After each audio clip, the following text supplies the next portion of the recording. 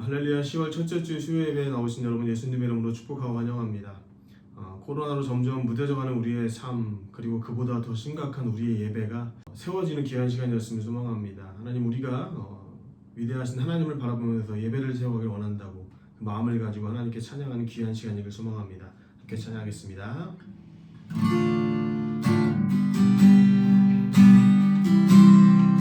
무너진 땅, 무너진 땅 바라보며 주님만 구하며 오늘도 난 예배를 세우네. 진리를 전하고 공의를 세우네. 주님을 원하시는 무너진 땅, 무너진 땅 바라보며 주님만 구하며 오늘도 난 예배를 세우네. 진리를 전하고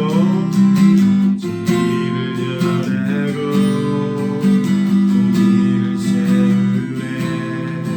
주님을 원하시는 다시 오실 예수 그리스도 우리에게 주셨네. 주와 함께 물러서지 않은 세상이 변하고 세상이 변하고 무너질지라도 깨서리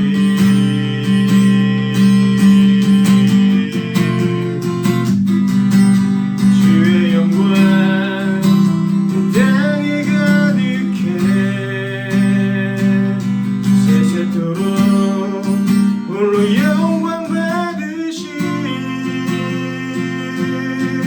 만왕의 왕이요 만주의 주 되신 주 하나님 찬양하세. 주 영광, 주의 영광 온 땅에 가득해 세세토록 홀로 영광 받으신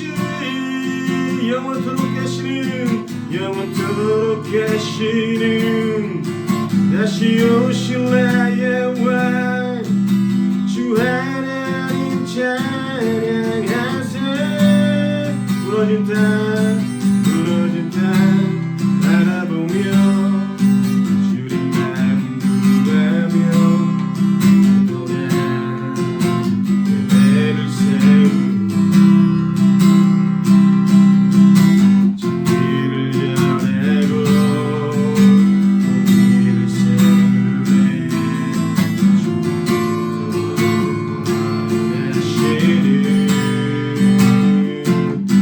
다시 오실 예수 그리스도 우리에게 주셨네. 주와 함께 물러서지 않으리. 세상이 변하고 무너질지라도 주의 나라는 굳게 서리. 주의 영광, 주의 영광 온 땅에 가득해 세세토록 홀로 영광 받으신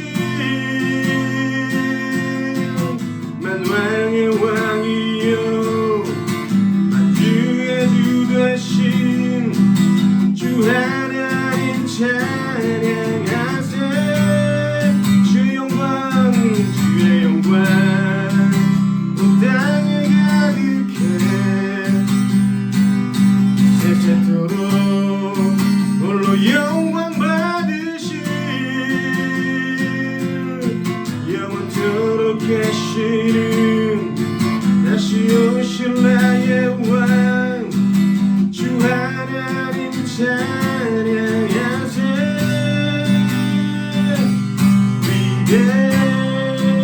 위대하신 주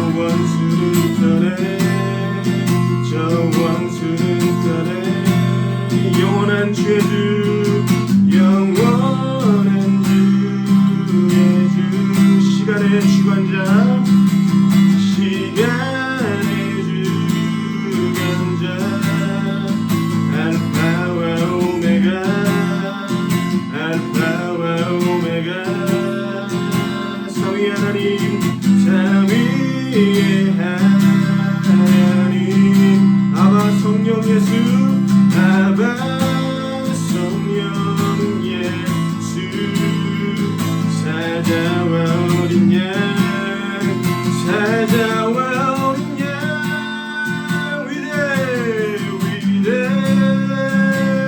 위대하신 주 찬양해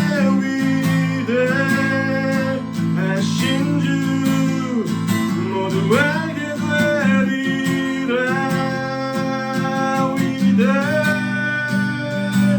하신 주 모든 이름 위에 모든 이름 위에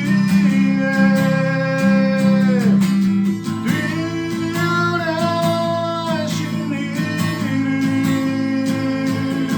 다 찬양해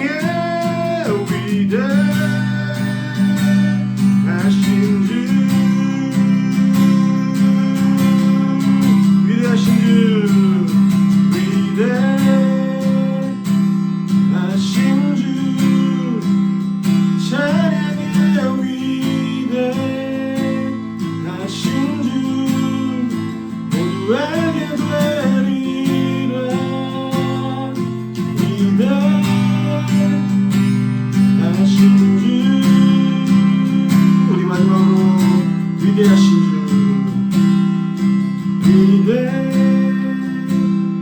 위대하신 주 찬양해 위대하신 주 모두 알게 되리라 위대하신 주 함께 기도하겠습니다. 위대하신 주님 우리 앞에 놓여진 상황이 두렵습니다. 그러나 우리가 주님을 바라봅니다. 이 시간 주님 우리의 모든 무너진 것들을 세워주시고 땅을 보며 살아가는 우리의 시선이 하늘을 향해 주님을 바라볼 수 있게 인도하여 주시옵소서. 이 예배를 통한 하나님의 영광과 능력과 은혜가 우리의 삶 가운데 넘쳐날 수 있도록 주님 함께하여 주시옵소서. 이 시간 입술로 함께 기도를 소망합니다. 함께 기도하겠습니다.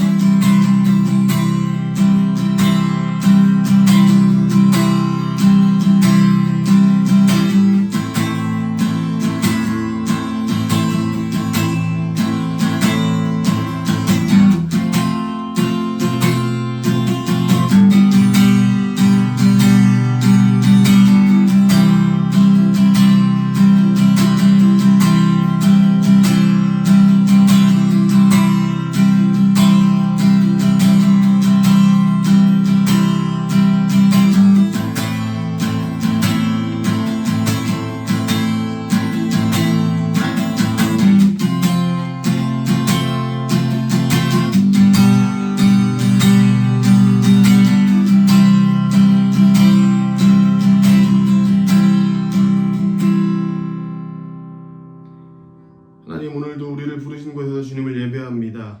오늘도 각자의 선자리 세우신 이유를 발견하게 하시고 주님의 영광을 위해 세워져가는 우리가 될 수 있게 인도하여 주시옵소서. 오늘도 주님의 말씀을 듣습니다. 말씀을 들고 서시는 목사님 그리고 그 말씀을 듣는 우리가 주님의 말씀에 순종하여 믿음으로 살아내는 주님의 귀한 자녀들로 삼아 주시옵소서. 우리로는 깨달을 수 없습니다. 주님 깨닫는 지혜 우리 가운데 주셔서 성령의 은혜로서 깨달아진 것들 우리의 삶 가운데 분명하게 드러낼 수 있도록 주님 함께 하시옵소서. 오늘도 각자의 처소 가운데 우리가 모인 곳에 함께 하실 주님을 찬양하며 거룩하신 예수님의 이름으로 기도드렸습니다. 아멘. 오늘도 주님 앞에 나오신 우리 귀한 성도님들 주님의 이름으로 사랑하고 축복합니다. 여러분이 거하시는 곳마다 하나님의 임재가 가득 나타나고 주께서 기뻐하시는 선한 뜻들이 가득 일어나게 되기를 주님의 이름으로 소망하며 기도합니다. 요즘 한국은 돈에 대한 횡령 사건들로 시끌시끌합니다. 어제 오늘 일은 아니었지만 여전히 우리가 들을 때마다 마음이 그렇게 편안하지는 않습니다. 횡령이라고 하는 것은 공금이나 남의 재물을 불법으로 차지하여 가지는 것을 말합니다. 자신이 받으면 안 되는 것을 받는 거죠. 무엇 때문에 그렇겠습니까? 욕심 때문에 그렇습니다. 그런데 이 문제는 비단 한국뿐만 아니라 세계 도처에서 일어나고 있고 믿음 생활하는 우리들에게도 나타나는 현상 중에 하나입니다. 성경을 읽어보시면 아시겠지만 성경의 주인공은 사람이 아니라 하나님입니다. 각 파트별로 등장하는 사람들이 주목받고 대단해 보이는 것 같지만 그들이 하나님의 영광을 가로채버리면 심판당했고 그들이 하나님의 영광을 높여드리면 영예를 얻었습니다. 우리들은 횡령 사건이 가득한 세상의 모습에 탄식할만 하고 있는 것이 아니라 우리 믿는 사람들이 하나님의 영광을 횡령하고 있지는 않은지 잘 점검해 볼 필요가 있습니다. 오늘은 선교학교 두 번째 시간으로 하나님의 영광에 대한 부분을 살펴보도록 하겠습니다. 자, 영광이라고 하는 단어를 먼저 볼 텐데요. 영광이라고 하는 말은 빛나고 아름다운 것을 표현할 때 사용하는 단어입니다. 히브리어는 카보드라고 하는 단어를 사용하는데 이것은 무게와 관련이 있습니다. 지금 현대는 어떻게 하면 가볍고 또 신속하고 새로운 것인지를 선호하는데 구약 성경에 적혀지던 고대 근동에서는 물품의 무게에 의해서 가치가 정해졌는데 어떤 물건이 무거우면 무거울수록 그 가치가 더 좋다고 여겼습니다.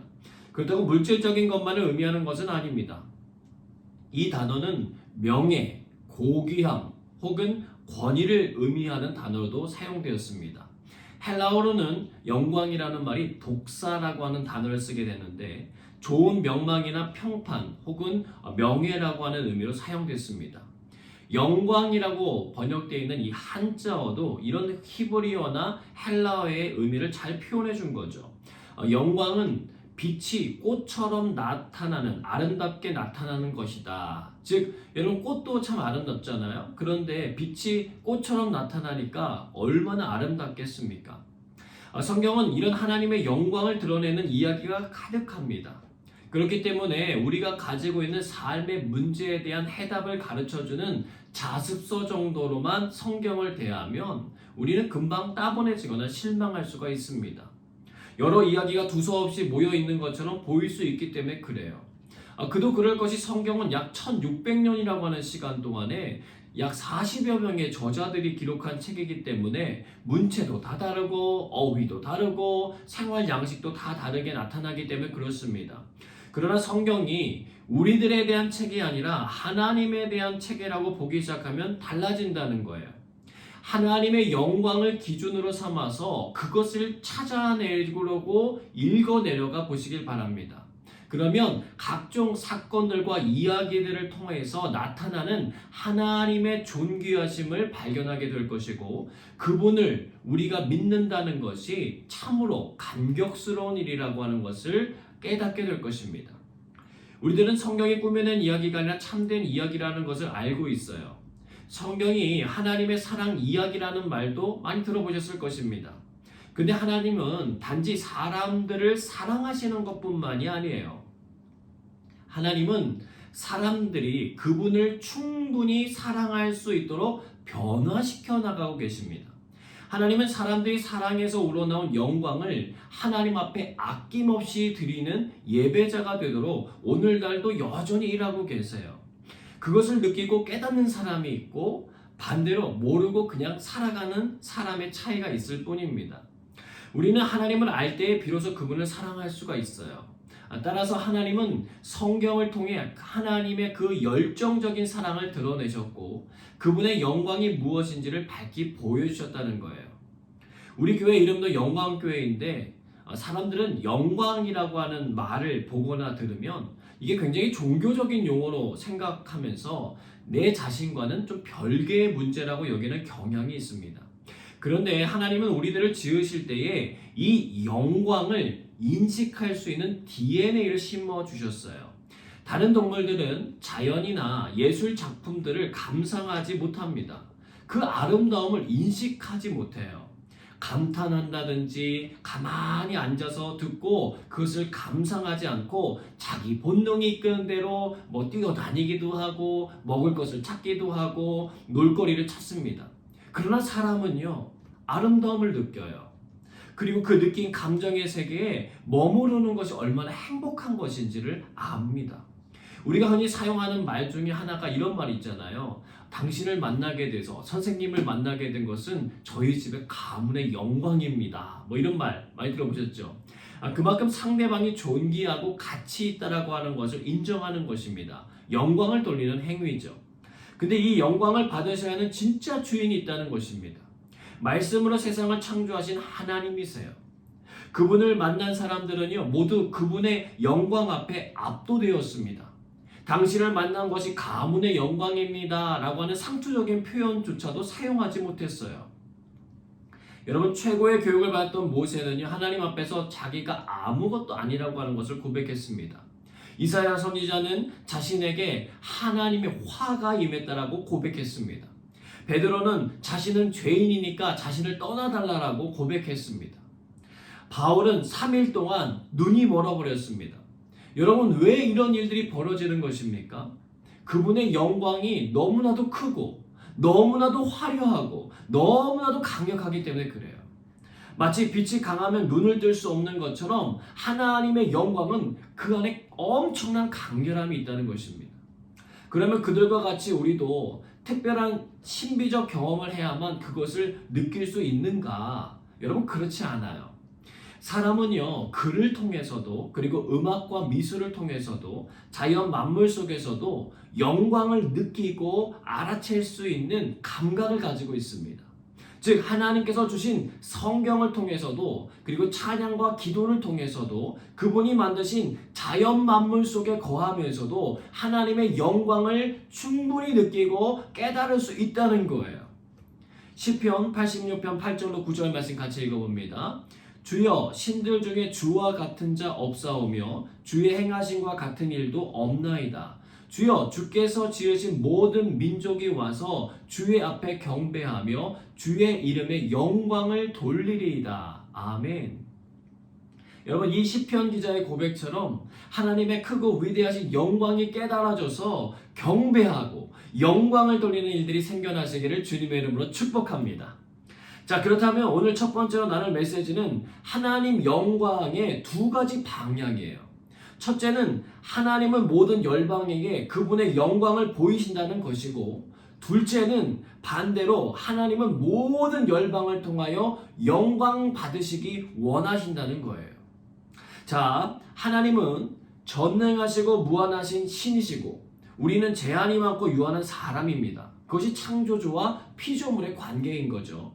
피조된 우리는 제한이 많기 때문에 하나님을 알려고 노력해도요, 만약 하나님께서 마음을 딱 작정하시고 자신을 보여주시지 않으시려고 하시면 절대로 그분을 알 방법이 없어요. 따라서 우리가 하나님의 영광을 경험할 수 있는 방법은 하나님이 자신을 보여주실 때에만 가능합니다.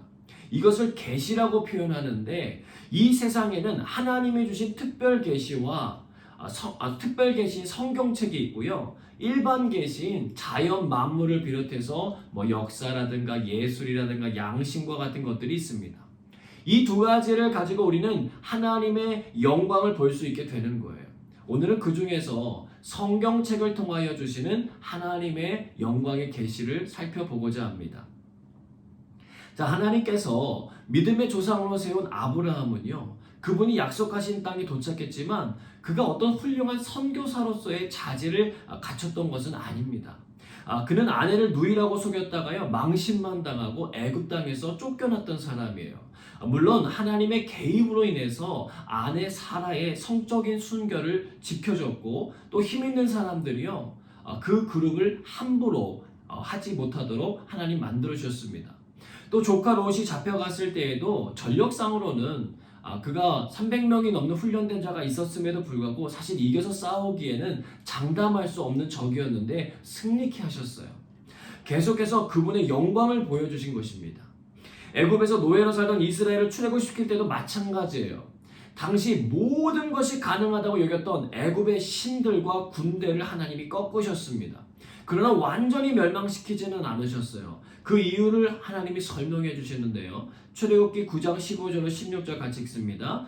내가 손을 펴서 돌림병으로 너와 내 백성을 쳤더라면 내가 세상에서 끊어졌을 것이나 내가 너를 세웠으면 나의 능력을 내게 보이고 내 이름이 온 천하에 전파되게 하려 하였음이니라. 온 세계가 하나님의 영광을 보기 위한 것이라는 거예요. 실제로 이방인 미디안 제사장이었던 장인 이드로가 모세를 찾아와서 고백한 말이 있습니다. 출애굽기 18장 11절 말씀인데 같이 읽습니다. 이제 내가 알았도다. 여호와는 모든 신보다 크심으로 이스라엘에게 교만하게 행하는 그들을 이기셨도다 하고, 하나님의 영광을 몰랐었는데 이스라엘 백성들의 출애굽한 여정을 통해서 이제는 확실히 알게 되었다는 거죠. 자, 그렇다면 하나님께서 열방을 통하여 영광 받으시기 원한다는 것이 잘 표현된 건 역시 아브라함과 이스라엘의 출애굽을 통해서 드러난다는 거예요. 아브라함은 애굽에서의 사건뿐 아니라 하나님의 약속을 믿지 못하고 하갈이라고 하는 종을 통해서 이스마엘을 얻기도 했잖아요. 그러나 그가 잘했던 것 중에 하나는 뭐였냐면 그가 여호와께 제단을 쌓았고요, 여호와의 이름을 부르는 일을 지속적으로 행했다는 거예요. 결국 자신의 죄로 인해 가슴 아픈 일들을 정리해야 됐지만 하나님의 은혜로 모든 것이 순차적으로 잘 정리되어 갔고, 결과적으로 사라를 통해서 하나님의 언약의 아들인 이삭을 얻게 된다는 거예요. 하나님은 이삭을 통해 기쁨을 누리게 하신 뒤에 결정적인 순간에 그 아이를 통하여 큰 영광을 받으시길 원하셨어요. 어떻게? 번제로 드리라는 거예요. 그 일을 통해 영광 받기를 원하셨어요. 근데 아브라함이 어떻게 합니까? 그 일에 순종하였고 아들을 드리려고 마지막 그 칼을 들고 내리치려고 하는 그 순간 하나님이 멈추실 뿐 아니라 그를 대신할 순양을 보여주셨다는 거예요. 그곳에서 여호와 이레라고 하는 이름이 생겨났습니다. 하나님은 처음부터 아들 이삭의 죽음이 목적이 아니라 아브라함의 마음을 온전히 얻는 것이 목적이셨던 거예요. 왜 그렇습니까? 그 일을 통하여 하나님의 영광을 드러내시길 원하셨고 아브라함을 통하여 최고의 예배를 받기 원하셨기 때문에 그렇습니다. 우리 자신에게 가장 소중한 것을 하나님께 온전히 드릴 수 있다면 그것이 정말 최고의 예배인 것입니다. 여러분, 또 이스라엘 백성들도 보십시오. 출애굽에는 성공했지만 오합지졸이 따로 없죠. 조금만 어려우면 불평하고 원망하기를 밥 먹듯이 했습니다. 사람의 마음도 헤아리시는 하나님께서 그들이 원망하기 전에 홍해를 갈라주실 수도 있었고 물을 내어주실 수도 있었고 만나와 메추라기를 먼저 공급해 주실 수도 있었어요. 그러나 하나님께서는 먼저 그 일을 행하시지 않고 어려움을 겪는 과정을 거치게 하세요. 이유는 그들이 그런 상황을 뛰어넘게 하시는 하나님의 영광을 기대하고 바라보며 그 일이 이루어지게 되었을 때 하나님의 하신 일에 대한 영광을 돌리기를 원하셨기 때문에 그렇습니다. 여러분, 사람은 참 간사해서요, 쉽게 얻어진 것은 쉽게 잃어버리는 경향들이 굉장히 많아요. 고액복권에 맞은 사람들이 오랜 시간 그 돈을 관리하지 못하는 이유이기도 합니다. 귀한 줄 모르기 때문에 그래요. 예전에 한 고등학교 학생이요, 패스트푸드점에 가서 알바를 한 적이 있어요. 1시간 일해서 그 당시 한 7불인가 8불 정도를 벌었을 거예요. 그랬더니요, 그때부터 돈을 아껴 쓰더랍니다. 왜 그래요? 힘들게 벌어서 돈의 가치가 귀하다는 것을 알게 된 거죠. 여러분, 하나님을 믿는 신앙생활 가운데도요, 어려움 찾아옵니다. 그 일은 우리를 넘어뜨리려는 것이 아니라 하나님의 영광을 경험케 하시고 그 영광을 그분께 돌려드리기 위한 하나님의 방법이세요. 예수님의 제자들이 배에서 풍랑을 만났던 것도, 예수님을 따르던 무리들이 들판에서 배가 고플 때를 만난 것도 모두 다 하나님이 행하실 일이 있으셨기 때문입니다. 풍랑을 말씀으로 잠잠케 하시는 하나님의 영광을 경험하였고, 오병이어를 통해서 그들을 먹이시고도 광주리가 남게 하시는 하나님의 영광을 경험케 하시기 위함이었어요. 즉 우리가 어떤 문제를 당하더라도 하나님은 모든 열방에게 그분의 영광을 보이신다는 것과 하나님은 모든 열방을 통해서 영광 받으시기 원하신다라고 하는 이 두 가지 원리를 우리가 잘 기억만 한다면 그 일을 대처하는 방식과 태도가 바뀔 뿐만 아니라 우리 삶의 결과들도 아름답게 달라지게 될 줄로 믿습니다. 자, 그렇다면 두 번째 챕터예요. 이런 하나님의 영광의 두 가지 방향이 하나님께서 택하신 이스라엘 백성, 그 민족을 통해서 두 가지 힘으로 나타나게 된다는 것입니다. 첫째는 열방에게로 가라. 둘째는 복을 받으러 오라는 것입니다. 자, 첫째, 열방에게로 가라라고 하는 것은 팽창력, 어떤 원심력을 가지고 있는데 성경에서 그 예를 찾아본다면 요셉, 다니엘, 에스더, 요나 같은 사람들을 통해서 보여주시는 메시지입니다. 하나님은 요셉을 애굽으로, 다니엘과 에스더를 바벨론으로, 요나를 니느웨로 보내셨어요. 그들은 포로된 자들로 속국으로 살던 사람으로서 자신들을 다스리는 이방 거대 제국들에게 하나님의 메시지를 선포한 사람들입니다. 그로 인해서 이방 나라들의 많은 사람들이 은혜를 입었을 뿐 아니라 복을 받아 누리게 되었다는 거예요. 결과적으로 그들로 인하여 하나님의 살아 역사하심과 그분의 영광이 드러났다는 것입니다. 둘째는 복을 받으러 오라는 것입니다. 이것은 흡입력과 구심력을 가지고 있는데 처음에는 성막으로, 나중에는 예루살렘 성전으로 상징됩니다. 거룩한 장소로서 이스라엘의 종교 의식과 풍습의 중심지였죠. 하지만 성막과 성전은 이스라엘만을 위한 것은 아니었습니다. 모든 민족이 복을 받게 하시기 위한 하나님의 초대장인 거죠. 이것이 신약시대 교회의 모형이 됩니다. 사람들은 교회 안으로 들어와서 하나님의 영광을 경험케 되는 복을 누리게 됩니다. 또 다른 성경의 예를 찾아본다면 모압 여인이었던 룻이 이스라엘로 돌아오게 돼서 다윗 가문의 조상이 된 이야기, 또 수리아 군대 장관이었던 나아만이 이스라엘에 찾아와서 엘리사를 만나 그의 문둥병을 고침받는 이야기가 있습니다. 즉 하나님의 영광은 오고 가는 쌍방간의 일들을 통해서 여전히 진행되고 있다는 거예요. 즉 하나님의 선교 전략에 따르면 교회는 모이는 교회와 흩어지는 교회, 이 두 가지의 미션을 모두 다 완벽하게 수행해 내야 하는 것입니다. 그런 역사적인 의미에서 볼 때 이번 코로나 상황은요, 모이는 교회의 소중함을 다시 한번 깊이 일깨워 주시는 것뿐만 아니라 우리가 흩어진 교회로서의 사명을 잘 감당하도록 이끄시는 귀한 시간인 것입니다. 이것을 깨닫고 우리가 준비하고 점검하면 하나님의 영광은 자연스럽게 드러나게 될 줄로 믿습니다. 세 번째로 하나님의 영광을 위한 예배인데요. 그 첫 번째는 선교가 존재하는 이유는 예배가 존재하지 않기 때문이라는 것. 그리고 둘째는 예배를 통하여 하나님의 영광을 누리는 기쁨이 임하기 때문이라는 거예요. 계속해서 하나님의 영광이 쌍방간의 움직임으로 진행되고 있다는 것을 여러분이 지금 느끼고 계시면 됩니다. 첫째, 선교가 존재하는 이유는 예배가 존재하지 않기 때문입니다. 즉 마지막 순간에 남는 것은 선교가 아니라 예배라는 거예요. 결국 우리가 관심 가져야 될 것은 사람이 아니라 하나님이에요.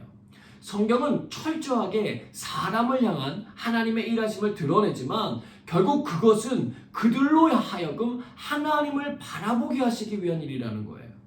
이 목적을 우리가 놓치면 안 됩니다. 그러면 우리는 선교에 치중한 나머지 하나님을 놓쳐버릴 수 있다는 거예요.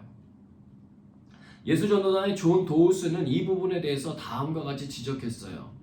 잃어버린 자에 대한 사랑을 가진다는 것이 어떤 느낌인지 생각해 본 적이 있는가? 이것은 우리 그리스도인들끼리만 통하는 말 중에 하나다. 그런데 잃어버린 자를 사랑하기란 불가능하다. 잘 알지도 못하는 사진 속 누군가를 마음 깊이 사랑할 수 없을 것이다. 다른 나라와 인종 혹은 모든 잃어버린 사람같이 막연한 것은 더 말할 것도 없다. 낯선 사람에게 그리스도를 전할 때 그를 사랑하는 마음이 생길 때까지 기다리지 마라. 당신은 이미 하나님 아버지를 사랑하며 하나님이 그 낯선 사람을 창조하셨으나 그가 하나님을 떠나 있다는 것을 안다. 그러므로 당신이 하나님을 사랑한다는 것은 복음 전도의 첫 발을 옮길 타당할 이유가 된다. 우리의 믿음을 전하거나 잃어버린 자를 위해 기도하는 것은 동정심 때문이 아니라 하나님을 사랑하기 때문이다. 인류는 하나님께 사랑받을 자격이 없다. 물론 여러분과 저도 마찬가지다. 우리는 마치 불쌍한 죄인들에게 예수님을 전하고 운명 개선 수단 정도로 선교해서는 안 된다. 사람들은 영원히 멸망받아 마땅하다. 그러나 하나님의 양으로 고난받으신 예수님은 그 고난에 보답받을 자격이 충분하시다. 우리의 자격이 아닌 하나님의 은혜와 사랑을 기억하고 전하라는 것입니다. 찬양 중에 보면은요, 예배자라고 하는 곡이 있어요. 이따가 부르고 기도할 텐데 그 가사가 이렇습니다. 아무도 예배하지 않는 그곳에서 주를 예배하리라. 아무도 찬양하지 않는 그곳에서 나 주를 찬양하리라. 누구도 헌신하지 않는 그곳에서 주께 헌신하리라. 누구도 증거하지 않는 그곳에서 나 주를 증거하리라. 내가 밟는 모든 땅 주를 예배하게 하소서. 주의 보혈로 덮어지게 하소서. 내가 선이고 주의 거룩한 것 되게 하소서. 주의 향기로 물들이소서. 여러분, 이것이 어떻게 가능하냐는 거예요. 하나님의 영광을 경험했기 때문입니다. 선교의 범주가 넓어지는 것입니다. 여러분, 한때요, 땅밟기 중보 기도팀들이 굉장히 많았습니다. 예배가 없는 땅에 들어가서 그들을 대신해서 예배를 드리는 일이에요. 하나님의 이런 선교적인 관점에서 볼 때 이것은 매우 중요한 일입니다. 그 땅 가운데서도 하나님은 예배받기를 원하시기 때문에 그래요. 그런 하나님의 마음을 알아들인 것이기 때문입니다. 우리가 우상이 많은 이 땅 한가운데서도 예배에 열심을 내야 하는 이유이기도 합니다. 세상의 사람들이 예배를 등한시한다고 해서 우리도 예배를 등한시한다면 그것은 하나님의 뜻과 정반대되는 삶을 걷겠다는 의지의 표현인 것입니다. 우리를 부르신 목적은 하나님을 예배하는 것이에요. 하나님을 알지 못하는 사람들이 어떻게 하나님을 예배하겠습니까? 그분의 영광을 아는 사람만이 그분을 예배할 수 있는 거예요. 즉, 선교라고 하는 것은 하나님을 향한 예배자가 아닌 사람들을 하나님을 향한 예배자로 변화시키는 거예요. 교회에 나와서 예배에 참여하게 하는 것도 중요하지만 그것이 선교의 끝이 아니라는 거예요. 하나님의 선교는 그들로 하여금 진정으로 우러나오는 하나님을 향한 예배를 드릴 수 있는 데까지 나아가도록 돕는 것입니다. 그러기 위해선 같이 맞물려야 되는 것이 있어요. 그것이 바로 두 번째 내용과 연결됩니다. 예배를 통해 하나님의 영광을 누리는 기쁨이 임하기 때문이라는 거예요. 예배드리는 가운데 이 기쁨이 임하도록 우리가 헌신하는 것을 하나님 기뻐하신다는 거예요. 그런데 그것은요, 우리의 힘이나 지혜로 되는 거 아닙니다. 하나님의 임재가 있을 때 가능한 거예요. 성막과 성전에 나타난 하나님의 영광, 초대교회에 나타난 성령 하나님의 영광이 우리의 예배를 통해 드러나고 누려져야 된다는 거예요. 그래서 기쁨을 잃었던 영혼들이 기쁨을 찾고 세상에 무거운 짐을 지고 가던 사람들이 자신들의 짐에서 벗어나야 된다는 거죠. 그러려면 하나님의 영광을 경험했던 이들이 그 일을 사모함으로 예배하기 시작하고 기도하기 시작해야 됩니다. 예배 때마다 하나님의 임재를 갈망해야 돼요. 100번 듣는 것보다 한 번 경험하는 것이 중요합니다. 예배를 통해 살아계신 하나님의 영광을 경험함으로 기쁨이 생겨나기를 우리가 함께 기도해야 됩니다. 그것이 하나님의 선교에 동참하는 중요한 방법이라는 거예요. 그 일을 등한시한다는 것은 역시나 하나님의 선교를 이루는 일에 내가 동참하지 않겠다라고 하는 표현이며 하나님의 마음을 외면하는 것입니다. 사랑하는 여러분, 우리의 삶을 한번 돌아보세요. 은혜 받을 만하기 때문에 하나님 자녀된 거 아니잖아요. 우리 자신을 보면 구원이 보이질 않잖아요. 그러나 그 일을 이루신 예수님을 바라보십시오. 그분의 영광이 우리를 사망에서 생명으로, 죄와 사망의 법에서 의와 생명의 법으로 우리를 인도하신 것입니다. 그 은혜의 감각이 살아나시기를 주님의 이름으로 축복합니다. 마지막으로 하나님의 영광을 통한 하나님의 선교를 살펴봅니다. 첫째, 선교는 하나님 명령에 대한 순종이다. 둘째, 선교는 우리가 참여해야 할 특권이다. 여러분, 먼저 첫째, 선교는요, 하나님 명령에 대한 순종이에요. 하나님은 선교의 창시자입니다. 사람이 하는 일보다 하나님이 하시는 일이 훨씬 더 많음이 증거되고 있는 것이 성경이에요. 너희는 가서 모든 민족으로 제자를 삼으라고 하셨고, 성령이 임하면 하나님의 증인이, 복음의 증인이 되라고 말씀하셨습니다. 선교는 해도 되고 안 해도 되는 영역이 아니라 그분의 백성이라면 마땅히 순종해야 될 영역이에요. 앞에서도 살펴보았던 것처럼 선교를 통해 무엇이 드러납니까? 바로 하나님의 영광이 드러나기 때문에 그래요. 순종이 제사보다 낫다고 말씀하시는 하나님의 음성을 우리가 귀 기울여 들어야 합니다. 제사가 필요 없다는 것이 아니라 제사를 드리는 사람의 마음이 문제라는 거예요. 사도 바울은요, 죄수의 신분으로 복음을 증거했습니다. 사도행전 26장 28절로 29절의 말씀입니다. 같이 읽습니다. 아그리빠가 바울에게 이르되 내가 적은 말로 나를 권하여 그리스도인이 되게 하려 하는도다. 바울이 이르되 말이 적으나 많으나 당신뿐만 아니라 오늘 내 말을 듣는 모든 사람도 다 이렇게 결박된 것 외에는 나와 같이 되기를 하나님께 원하나이다 하니라. 하나님의 선교사에게 동참하는 것은요, 우리의 처지와 형편과 상관없다는 거예요. 바울의 이 결박이라고는 표현 대신 사용할 수 있는 말들이 있습니다. 우리의 가난도, 우리의 무지도, 우리의 약함도, 우리의 부족함, 기타 등등 외에는 나와 같이 하나님의 영광을 경험하며 살게 되기를 원합니다 라고 하는 고백인 거예요. 무엇을 이뤄놓았기 때문에 선교가 성공하는 것이 아니라 하나님의 임재가 임하면 선교는 성공하는 것입니다. 둘째, 선교는 우리가 참여해야 될 특권이다 입니다. 교회가 선교에 관여하는 것은요, 예수님이 모든 이름 위에 뛰어난 이름을 받으셨기 때문입니다. 그분이 죽은 자 가운데서 부활하사 능력으로 하나님의 아들로 선포되셨기 때문입니다.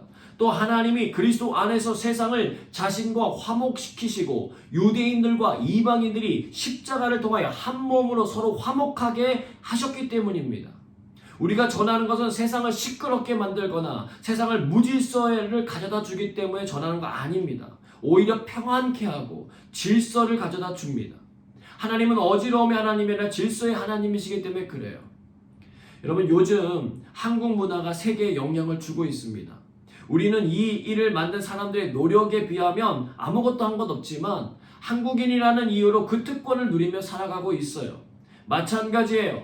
그리스도께서 십자가 사건을 통하여서 전 세계 열방 가운데 영향을 주셨습니다. 우리는 그 일을 이뤄내신 예수 그리스도의 헌신과 섬김에 비하면 아무것도 한 것 없지만 우리가 그리스도인이라고 하는 이유로 그 특권을 누리며 살고 있어요. 하나님의 영광에 참여하고 있습니다. 이 세상의 처음 시작이자 마지막을 이루실 하나님이라고 하는 존재를 우리는 아버지라고 고백하며 나아가고 있다는 거예요. 깊은 친밀함의 특권을 누리고 있습니다. 그분의 일에 동참한다는 것, 이건 정말 엄청난 역사적인 사건이며 가문의 영광으로 길이 전하여도 아깝지 않은 일이라는 거예요. 바라기는 그 일을 감사함으로 받아 참여하여 하나님의 영광을 드러내는 주의 귀한 백성들 되시기를 주님의 이름으로 축복합니다. 함께 찬양하고 기도하겠습니다.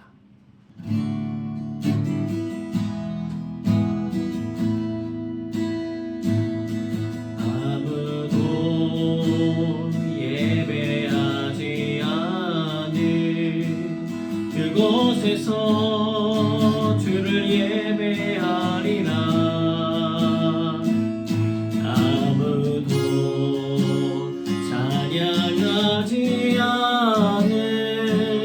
그곳에서 나 주를 찬양하리라. 누구도 헌신하지 않은 그곳에서 주께 헌신하리라. 누구도 증거하지 않은 그곳에서 나 주를 증거하리라. 내가 밟는 모든 땅, 내가 밟는 모든 땅, 주를 예배하게 하소서. 주의 보혈로 덮어지게 하소서. 내가 서리고 주의 거룩한 곳 되게 하소서. 주의 향기로 물들이소서. 아무도 예배하지 않는, 아무도 예배하지 않는 그곳에서 주를 예배하리라. 아무도 찬양하지 않는 그곳에서 나 주를 찬양하리라. 누구도 헌신하지 않는, 누구도 헌신하지 않는 그곳에서 주께 헌신하리라. 누구도 증거하지 않는 그곳에서 나 주를 증거하리라. 내가 밟는 모든 땅, 내가 밟는 모든 땅, 주를 예배하게 하소서. 주의 보혈로 덮어지게 하소서. 내가 선이고 주의 거룩한 곳 되게 하소서. 주의 향기로 물들이소서. 내가 밟는 모든 땅, 내가 밟는 모든 땅, 주를 예배하게 하소서. 주의 보혈로 덮어지게 하소서. 내가 선이고 주의 거룩한 곳 되게 하소서. 주의 향기로 물들이소서. 이상하게 기도합니다. 그리스도의 십자가 사건을 통하여 온전한 하나님의 영광을 드러내 주시니 감사합니다. 이 시간 우리에게 성령의 기름을 부어주사 보혈의 능력으로 깨끗함을 잊게 하시고 하나님의 영광에 참여할 수 있는 의로운 자격을 회복하게 하여 주옵소서. 함께 소리내 기도하겠습니다.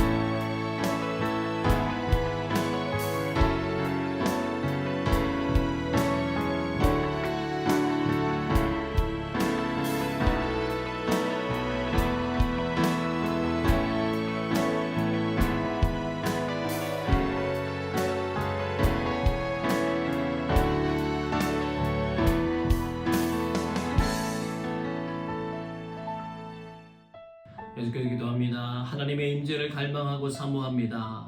우리의 예배와 찬양과 기도 중에 거하시는 하나님의 영광을 경험케 하여 주옵소서. 빛이 꽃처럼 나타나는 아름다운 하나님의 영광과 은혜를 경험하는 축복을 우리에게 허락해 주옵소서. 함께 소리내 기도하겠습니다.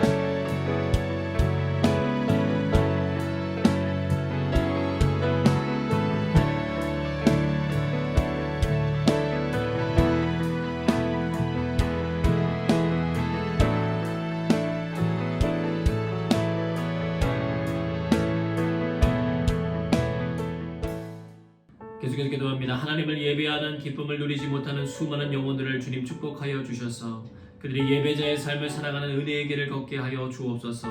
또한 모든 교회들이 예배드림을 통하여 하나님의 영광이 드러나 영적인 기쁨이 회복되길 원합니다. 하나님의 나라와 의를 위하여 열방을 향해 중보 기도하는 시간 갖도록 하겠습니다.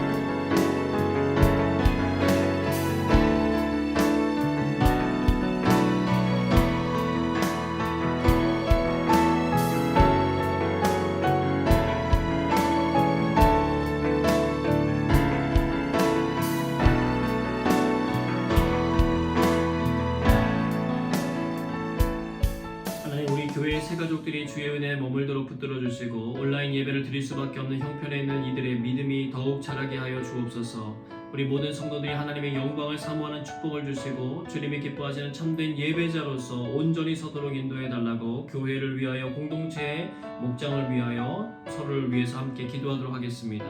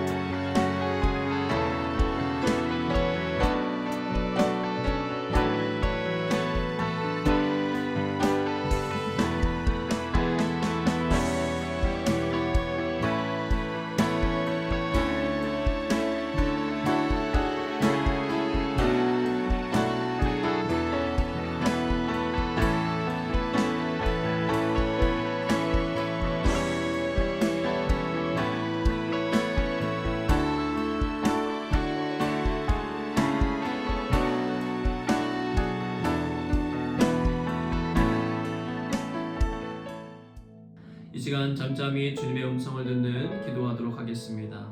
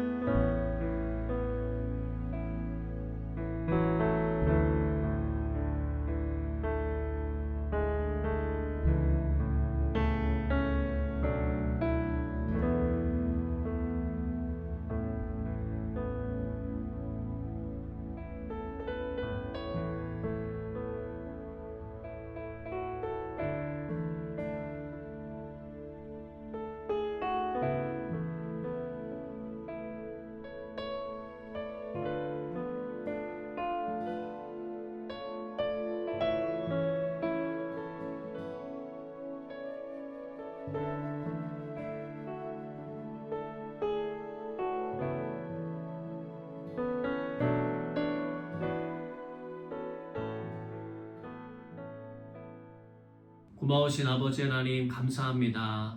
하나님의 영광을 통하여 나타난 하나님의 선교를 깨닫게 하시니 감사합니다.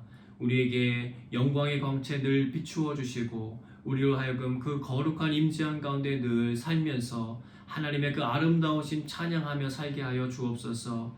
하나님의 그 존귀하심, 위대하심, 그 아름다움을 정말 우리 속에만 가두는 것이 아니라 아버지 그 사랑이 필요한 영혼들에게 흘려보낼 수 있도록 인도하여 주시고 하나님을 사랑함이 우리에게 깊어지게 하여 주셔서 그 사랑의 능력이 하나님이 기뻐하시는 선교의 모든 일들을 감당해 갈 수 있도록 인도해 주시옵소서. 하나님 코비드의 여러 가지 어려운 상황 중에 있습니다. 하나님 그러나 이 모든 과정을 통해서 우리를 정금과 같이 빚으신 하나님을 기대합니다. 우리의 마음이 더욱 주님을 향하게 도와주시고 날마다 주를 더욱 소망하며 갈망하며 하나님의 인도하심을 구하는 저희 모든 세대가 될 수 있도록 인도하여 주시옵소서. 하나님의 사랑 안에 거하고 주의 말씀과 기도로 거룩하여지고 하나님이 기뻐하시는 아름다운 일들을 발견하여 그 뜻대로 행하여 가는 믿음의 사람들 될 수 있도록 하나님 도와주시옵소서. 우리를 통하여 하나님 어려움에 처해 있는 영혼들이 주께로 나오는 일들이 생겨나게 도와주시고 그들의 형편과 처지를 돌보시는 하나님의 귀한 사랑과 은혜를 통하여서 날로 더욱더 새롭게 하시는 하나님의 구원의 역사하심을 보게 되는 일들이 일어나도록 인도하여 주시옵소서. 끊임없이 우리 열방을 위하여 일하시는 하나님 아버지의 마음을 우리가 날마다 경험하며 감사하고 찬양하며 사는 그런 아름답고 복된 삶이 우리에게 주어지게 하여 주옵소서. 모든 것 감사드리오며 사랑하신 예수님의 이름으로 기도드리옵나이다. 아멘. 이제는 우리 구주 예수 그리스도의 은혜와 아버지 하나님의 그 크신 사랑하심과 성령의 교통 역사하심이 하나님의 영광을 맛보며 그 안에 거하고 살며 하나님께 영광 돌리기 원하는 주의 귀한 백성들과 함께 하시기를 간절히 축원하옵나이다. 아멘.